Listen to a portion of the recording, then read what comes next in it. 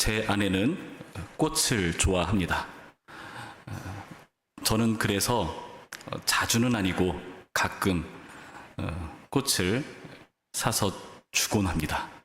예를 들어서 석고대제를 할 일이 있거나 특별한 날일 때, 오늘이 부부의 날이더라고요. 저녁 먹을 때 알았습니다. 지나갔어요.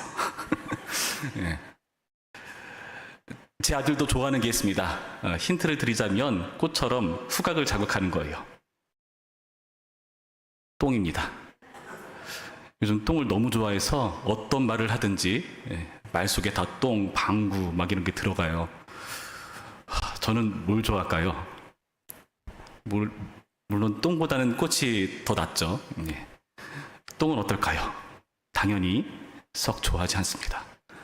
그런데 요즘 똥과 친하게 지낼 일이 많습니다.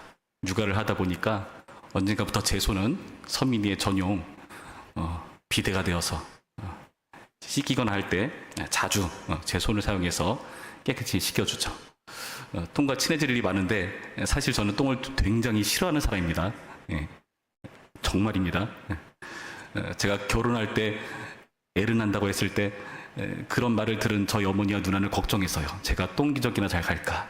그렇게 더러운 거 싫어하고 지저분한 거 질색하는 친구인데, 그런데 지금 하고 있습니다. 그런데 언젠가는 하지 않는 날이 오겠죠?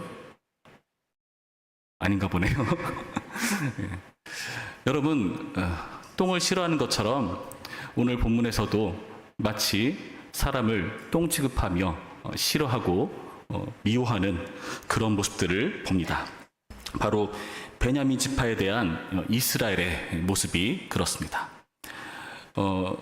이스라엘 사람들이 베냐민 지파를 이렇게 제거해야겠다라고 마음먹은 것은 그 앞에 13절 말씀 보시면은 20장 13절이죠. 이스라엘에서 악을 제거하겠다는 목적으로부터 시작됐어요. 그런데 베냐민이 동조하지 않아서 큰 전쟁으로 이게 이어지는 거죠. 그러니까 그 목적은 뭐죠? 이스라엘의 악을 제거하는 것이 목적입니다. 나름 중요하고 당연한 똥 같은 악을 치워버리기 위한 그들의 전략이고 생각들이었죠. 그런데 문제가 발생합니다. 미스바에서 이들이 맹세를 하거든요. 딸을 베냐민에게 아내로 주는 자는 저주를 받을 거다. 상종도 하지 않겠다는, 그렇게 싫어하는 편인데, 근데 이 베냐민 족속이 존속하는 것 자체가 위기에 처할 만큼 아주 싹 망해버리거든요. 몇몇 숨어있는, 남아있는 베냐민 지파가 있긴 하지만은 앞으로 베냐민 지파가 유지될 수 없는 그런 상황 가운데 놓이고 말았습니다. 그랬더니 어떻게 됩니까? 이 베냐민 지파가 없어져서는 안 되거든요. 그래도 하나님께서 허락하신 12지파 중에 한 부분인데, 그런데 이들에게 딸을 아내로 주지 않겠다고 맹세를 해버렸고, 근데 딸을 주지 않으면 베냐민 지파가 당연히 존속이 되기 어려울 만큼 그렇게 많이 망가져 있거든요. 그러니까 이스라엘 발목을 잡은 겁니다. 그 맹세가요.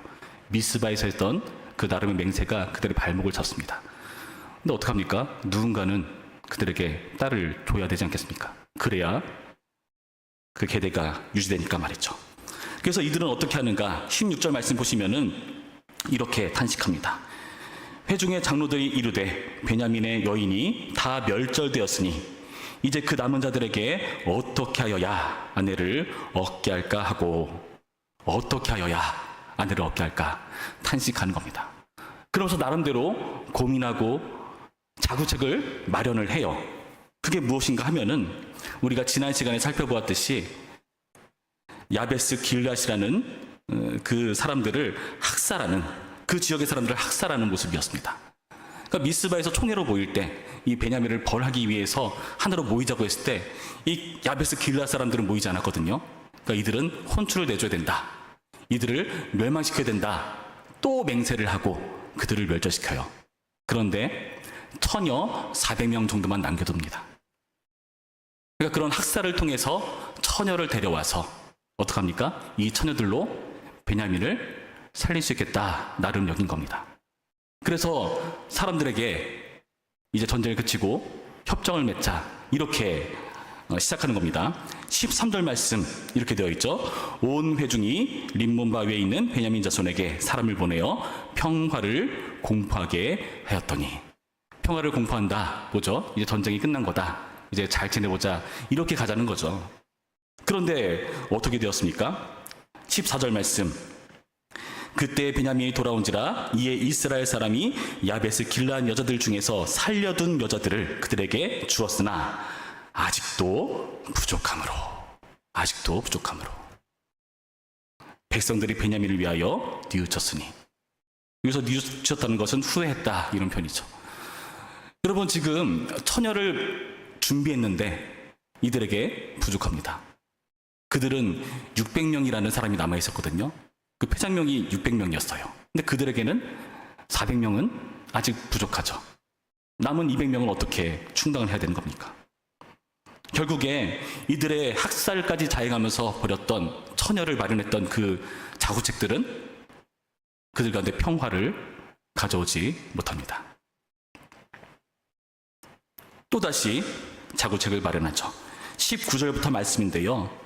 이렇게 되어 있습니다. 또 이르되 보라, 베델 북쪽 르브나 남쪽 베델에서 세겜으로 올라가는 큰 길 동쪽 실로에 매년 여호와의 명절이 있도다 하고, 베냐민 자손에게 명령하여 이르되 가서 포도원에 숨어 보다가 실로의 여자들이 춤을 추러 나오거든 너희는 포도원에서 나와서 실로의 딸 중에서 각각 하나를 붙들어 가지고 자기의 아내로 삼아 베냐민 땅으로 돌아가라. 이번에는 어떤 방법이죠? 납치를 하라는 겁니다. 실로의 딸들이 명절날, 축제날 나올 거다, 춤추러 나올 거다, 그럴 때 데려가면 된다. 여러분, 그런데 이렇게 해서 처녀를 충당할 수는 있을 겁니다. 근데 이 방법이 여러분 어떻게 느껴지십니까? 22절 말씀 이렇게 되어 있습니다. 만일 그의 아버지나 형제가 와서 우리에게 시비하면 우리가 그에게 말하기를 청하건대 너희는 우리에게 은혜를 베풀어 그들을 우리에게 줄지니라. 이는 우리가 전쟁할 때에 각 사람을 위하여 그의 아내를 얻어주지 못하였고 너희가 자의로 그들에게 준 것이 아니니 너희에게 죄가 없을 것임이니라 하겠노라. 아멘. 여러분, 지금 이들은요 뭘 염두에 두고 있습니까? 그들의 가족이 자신들에게 시비를 걸 것을 염두에 두고 있습니다. 여러분, 이 시비의 위험이 있다는 것 자체가 뭘까요? 이것을 지금 짐작하고 있는 거잖아요. 아직 일어난 게 아니잖아요. 그런데 이런 짐작을 한다는 것 자체가 자기들이 하고 있는 이 일이 옳다 그르다 떳떳하지 못한 겁니다. 시비를 짐작한다는 것 자체가 이게 죄라는 것을 인식하고 있다는 증거가 되는 겁니다. 그러니까 어떻게 말하죠? 이거는 죄가 아니야. 너네도 모르고 너네 의지로 한 게 아니니까 이건 죄가 아니야. 무죄라고 회유하고, 그리고 은혜를 베풀어 달라. 은혜를 베풀어 달라는 것은 뭐죠? 좀 봐달라는 거잖아요. 떳떳지 않은 행동이라는 것을 너도 알고 나도 알고 모두가 아는 이런 상황이라는 겁니다.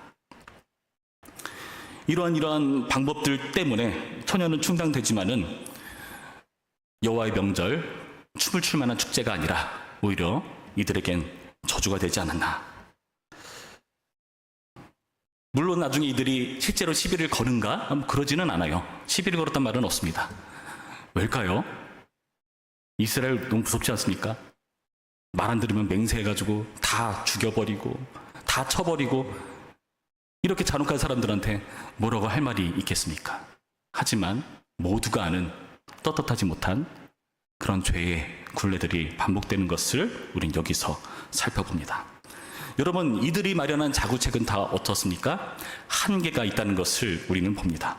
10절 말씀 보시면은 회중의 장로들이 이르되, 그리고 17절 또 이르되, 19절 또 이르되, 계속해서 이들은 방법을 모색하고 있어요. 25절의 표현과 같이 그때에 이스라엘의 왕이 없으므로 사람이 각기 자기 소견에 옳은 대로 행하였더라. 자기 소견을 계속해서 냅니다. 옳은 방향으로, 어떻게든 극복해 보려는 방향으로 열심을 내고 있지만 한계에 이르게 되었습니다. 벗어날 수 없는 죄의 그런 굴레들이 우리에게 두드러지게 보입니다.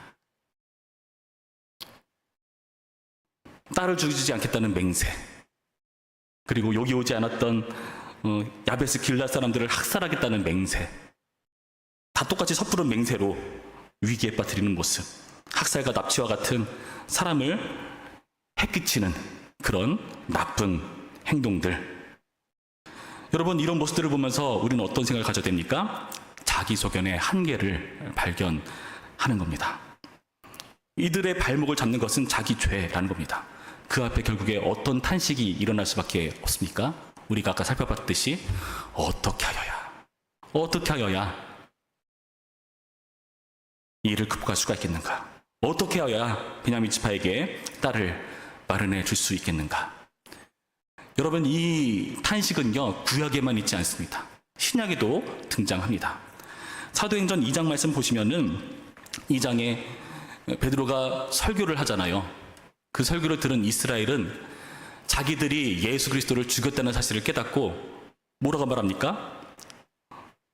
우리가 어찌할꼬? 탄식합니다. 사도행전 16장에 보시면은 한 간수가 있습니다. 이 간수는 그 옥에 갇혔던 바울과 실로가 찬양하고 기도하니까 옥문이 열려버리거든요. 그러니까 이 간수는요, 착각합니다. 모든 죄수가 다 도망갔을 거야. 그 일의 위기를 느껴서 칼로 자결하려고 하죠. 바울과 실로가 그것을 막습니다. 그때 그의 고백이 무엇이었습니까? 어떻게 하여야 구원받을 수 있는가? 오늘날은 어떨까요? 여러분, 우리는 살다 보면은 이런 탓이 나올 때 있지 않습니까? 아무런 답이 나오지 않을 때 어떻게 하여야 합니까? 여러분, 놀랍게도 말씀을 자세히 보시면 15절 말씀에 이런 표현이 나옵니다. 백성들이 베냐민을 위하여 뉘우쳤으니 이는 여호와께서 이스라엘 지파들 중에 한 지파가 빠지게 하셨음이었더라. 누가 하셨다고요? 여호와께서 이런 위기를 만드셨다. 여기 15절뿐만 아니라 3절에서도 비슷한 표현이 나옵니다. 이런 최악의 상황을 하나님께서 허락하신 겁니다. 한 지파가 완전히 사라질 만한 그런 위기, 이런 위기까지 각오하실 만큼 하나님이 이들을 이 자리까지 이끄셨습니다. 왜 그럴까요? 이들에게 이 어떻게 하여야 탄식을 받아내려 하시려는 의도입니다. 여러분, 우리도 마찬가지입니다. 하나님께서 우리를요, 어떻게 해야 됩니까 하는 그 탄식의 자리까지 우리를 몰고 가십니다. 왜일까요? 우리가 어떻게 해야 그 고백이 나올 때 우리의 힘이 아니라, 누군가의 도움이 아니라 전적으로 이 일을 해결할 수 있을 만한 진정한 존재를 찾게 되어 있기 때문입니다. 어떤 사람들이 이런 문제를 해결해 줄 수 있을까요? 25절 말씀에는 그때 이스라엘의 왕이 없으므로, 왕이 없기 때문에 이런 일이 발생했다, 왕이 있으면 될 것이다 하는 기대감을 보여주는 듯한 표현이죠. 그러면서 사무엘이 이어지는 거예요.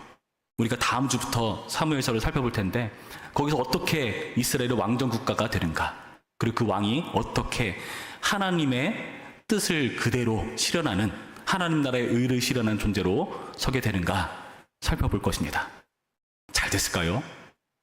그런 것처럼 보이기도 하지만 스포를 한다면 잘 안 됩니다. 이스라엘이 포로로 끌려가 버릴 만큼 답이 나오지 않는 상황, 계속해서 이들은 어떻게 하여야 탄식할 수밖에 없는 상황 가운데 놓일 수밖에 없다는 겁니다. 여러분, 이들은요, 이러한 상황 가운데 무엇이 필요했습니까?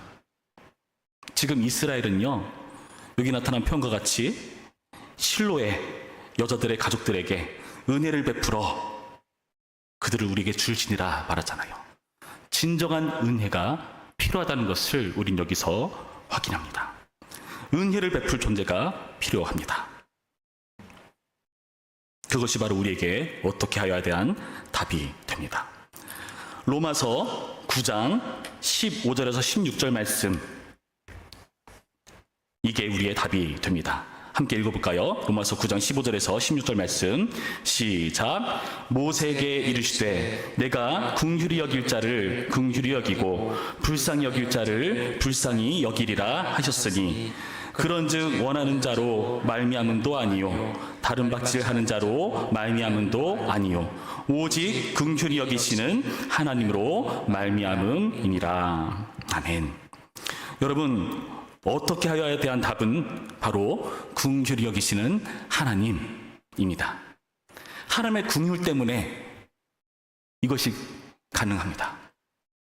저기 나타난 표현들, 긍휼, 그리고 불쌍히 여기는 것, 이 모든 것들이 우리가 아까 살펴본 은혜를 베풀라는 것과 동일한 표현을 사용합니다. 여러분, 하나님께서 우리를 긍휼히 여기시는 그 은혜가 우리가 살 수 있는 길이라는 것을 명심하시기 바랍니다. 여러분, 이스라엘은요, 어떻죠? 맹세했잖아요. 베냐민에게 딸을 줄 수 없다. 하나님은 어떻게 하셨죠? 독생자를 주셨습니다.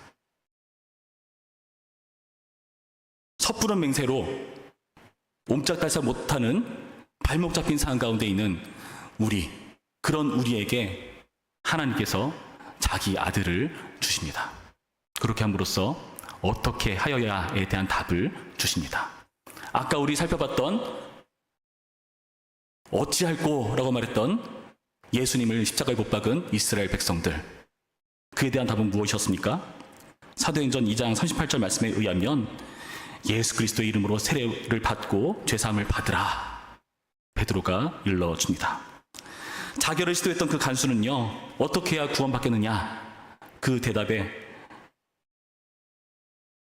바울은 말하길 주 예수를 믿으라. 그리하면 너와 내 집이 구원을 얻으리라. 답을 줍니다. 여러분, 하나님의 방식은 뭐죠? 긍휼을 베푸시는데 그분은 의로우신 분이잖아요. 하나님 나라의 공의를 이루어야 되잖아요. 죄값은 져야 되거든요. 이스라엘은요, 자기에서 어떻게 할 수 없으니까 남을 죽이고 남에게서 빼앗고 이런 방식으로 일을 추진하지만 하나님의 방식은 다르죠.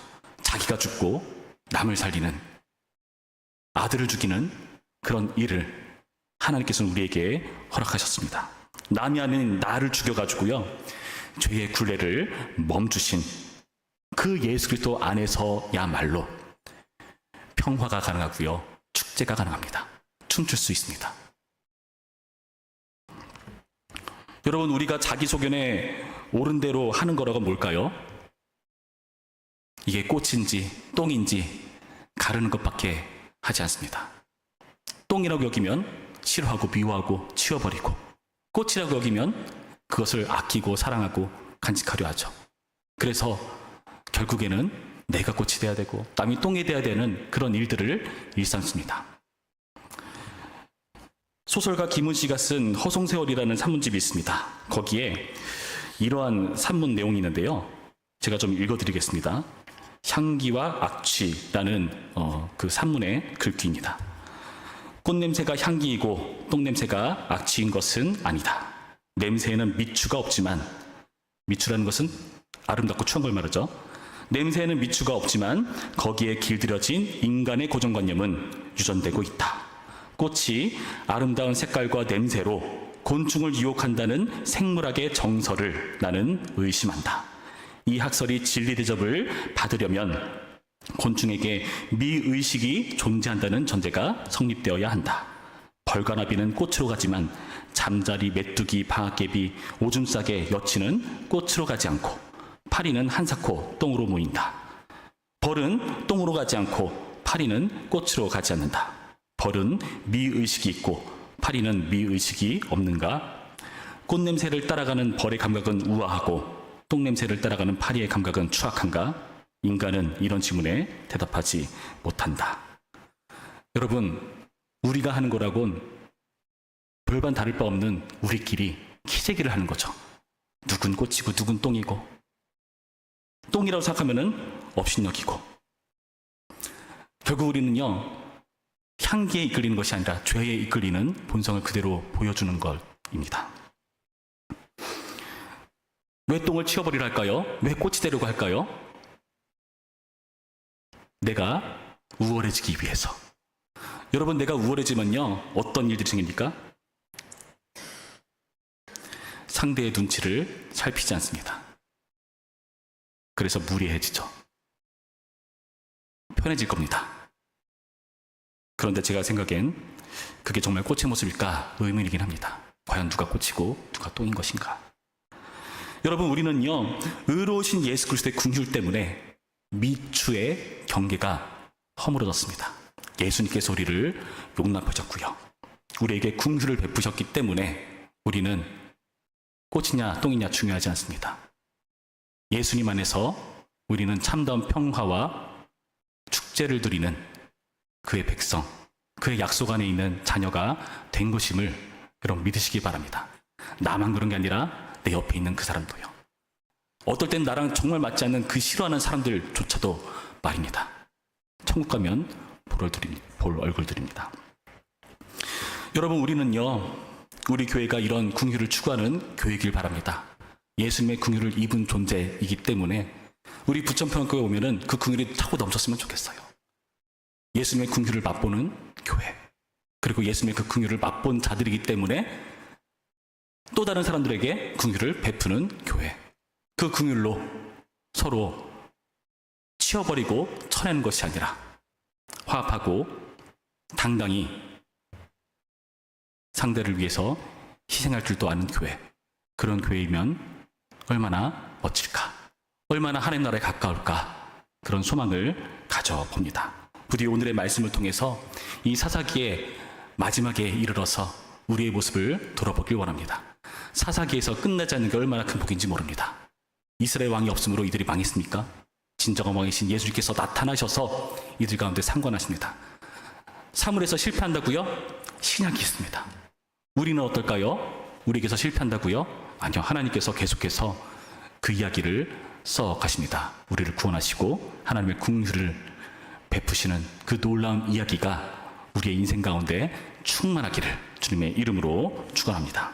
기도하겠습니다.